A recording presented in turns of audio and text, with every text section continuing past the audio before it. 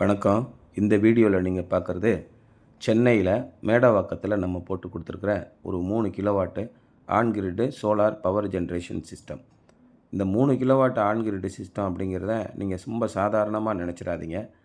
ஒரு power plant அது எப்பேற்பட்ட பவர் பிளான்ட்டாக இருந்தாலும் சரி, அது அனல் மின் நிலையமாக இருக்கலாம், நீர் மின் நிலையமாக இருக்கலாம், அணு மின் நிலையமாக இருக்கலாம். இது எல்லாத்துக்குமே சில பாதுகாப்பு நடவடிக்கைகளை நம்ம எடுக்கணும்.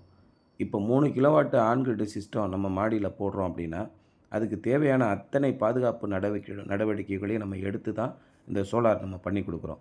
குறிப்பாக பார்த்தீங்கன்னா, வானத்திலேருந்து வரக்கூடிய இடி மின்னல் அதிலேருந்து பாதுகாக்கிறதுக்கு தனியாக இடி தாங்கி வைக்கணும். அதை கொண்டு போய் நம்ம வீட்டோடு இருக்கிற எர்த்தோடு சேர்க்கவே கூடாது. அப்படி தான் எம்என்ஆர்இலேருந்து நமக்கு கைட்லைன் சொல்கிறாங்க.